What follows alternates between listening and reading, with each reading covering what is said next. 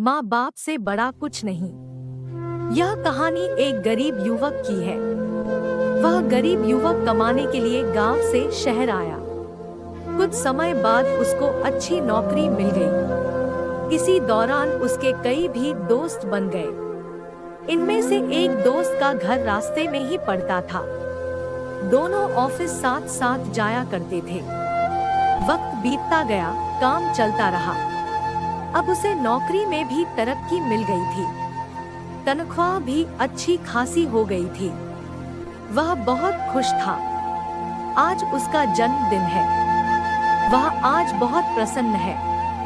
Office में लोगों ने जन्मदिन की बधाइयां दी। शाम को ऑफिस से छूटते ही अपने दोस्तों को साथ ले शहर के एक बड़े होटल में जबरदस्त पार्टी की। पार्टी समाप्त होते ही सारे दोस्त अपने अपने घर चले गए।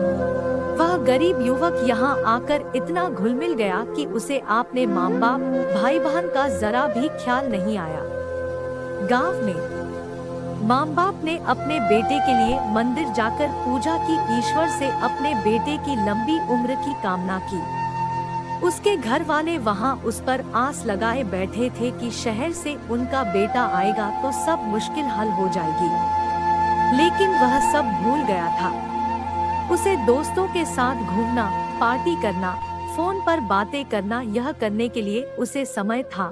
लेकिन अपने घरवालों की ओर कभी ध्यान ज्ञान ही नहीं गया। पैसों से घर खरीदा, कार खरीदी। एक बार भी अपने घर वालों को बुलाना उसने जरूरी नहीं समझा। ऐशो आराम की सारी चीजें खरीदी, सब कुछ पा लिया।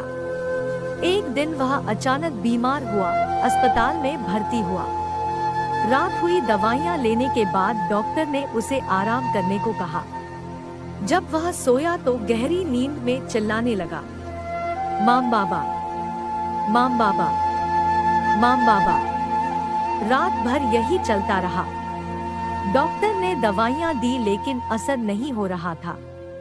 आखिर में सुबह डॉक्टर ने उसके घर संदेश भिजवाया कि उनका बेटा बीमार है और यहाँ हॉस्पिटल में भर्ती है।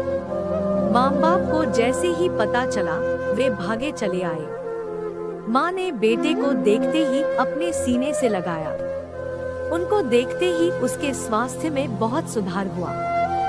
डॉक्टर ने उसे उसी दिन अस्पताल से घर भेज दिया।